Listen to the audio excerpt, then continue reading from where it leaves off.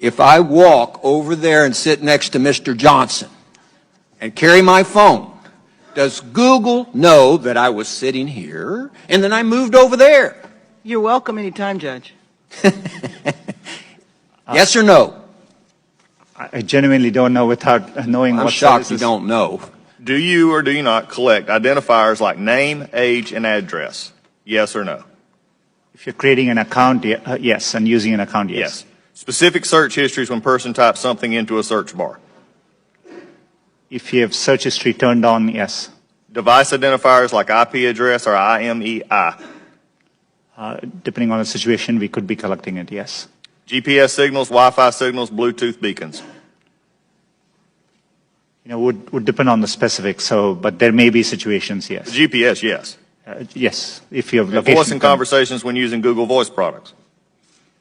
We give an option to turn on or off. And But if a person didn't know it, voice and conversations when using Google Voice products.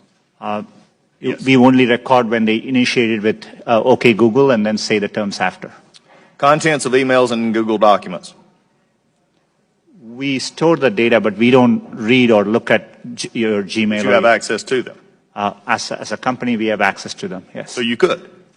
Saying you don't or don't. I'm not asking do you or don't. I'm saying you could, though there is a possibility. We have clear established policies on how we would do that data. And their privacy policies, speaking of that, has changed 28 times, including 8 times since January 2016.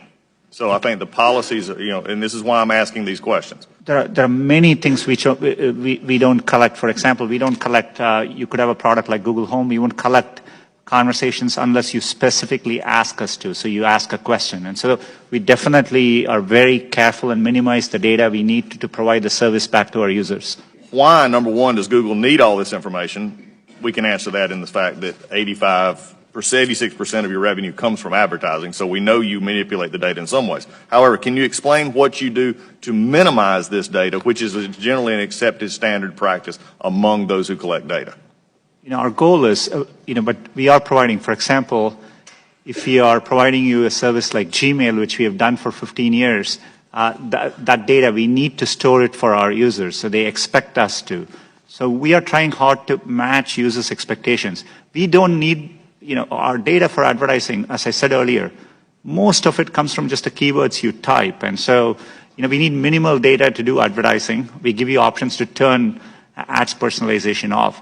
We store most of the data we do today to help give users the experience they want, and that's what we're trying to do. Do you believe that Google has been brought out here in some question is biased? Congressman,